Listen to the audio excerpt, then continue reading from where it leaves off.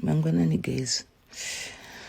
Ansanda tombobuda pambedha kana kubvisa mabhori, but something that is disturbing my mind. Shokutoshaya hope. I saw yesterday ku Cape Town pa consulate paipa mazimbo akazara nevana kuchinaya kuchita sei nenhau yekuti vanhu vari kutya kuurawa musi wa30 vanhu vakudzoka kumba vasiri prepared. Obvaona muno muZimbabwe mapost ekuti kuna ana mafikizolo vari kuuya kuZimbabwe, vana makadzi vari kuuya kuZimbabwe. At this point iri kudzingwa maZimbabweans.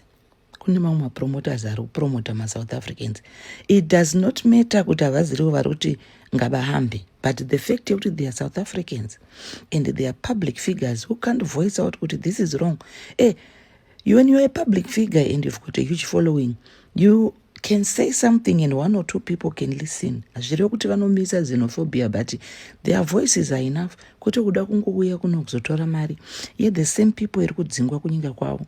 We know kuti we can't revenge. I'm not saying let's be violent towards them or let's whatever, let's pay back with what they are doing. Because isusu maZimbabweans hatigoni kuuraya munhu mustreet. Hatigoni kutema munhu nezvidhina, hatigoni kubaya munhu nebanga. That's not us. Us, we are just hard-working, loving people. We are not racist, we are not tribalist. We are people with so much love. Zvokuti we are stupid enough zvokuti ipapapa uchiona kuti vanhu vanototenga matiketi otonotamba maSouth African acho paserious matter yakadai so. I know a lot of people are not going to agree with me, but this is wrong timing for these people to come here. For now, we need to focus on what's happening to our people very merry. It's sad. Vamwe vachafa, vamwe they won't make it home. Vamwe vana vacharwara nekunaiwa nemvura. Vachifamba mastreets vachimacha. If only as Zimbabweans can have that one voice together, so zvimwe zvinhu vanhu vangadai vasingatiderere. But we are very stupid and we are very fearful. Hatikwanisi kana kutaura. Uchaona mwana achitotenga matiketi achitoenda because haiwa vasiriwo vari kudaro. No, for now we should show them. The only way we can show them is not to buy tickets and not to go there. Vazive kuti zviri kuitwa nevanhu avo is bad, so that they can voice up kuti makuti kanganzira mashows nehunhu hwenyu hweumondi.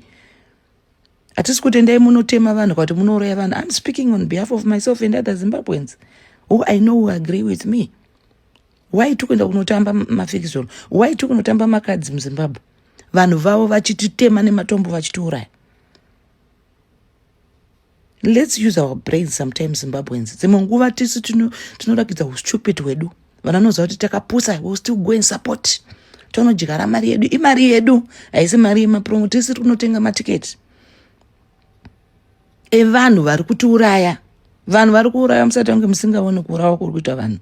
It's not just baba hambe isina kuuraya. Vanhu vai vanouraya ndakaona munhu achitemwa murodhi. And we want to go and support their artists. For what reason? Macheso is there. A lot of celebrities here vanonakidza torai ivavo muise ikoko kwamuda kuti mafikizolo itambe. Vanhu vanongoenda. We have got our musicians here who are let's celebrate our own. For now, we don't want those people here. Baba hambe.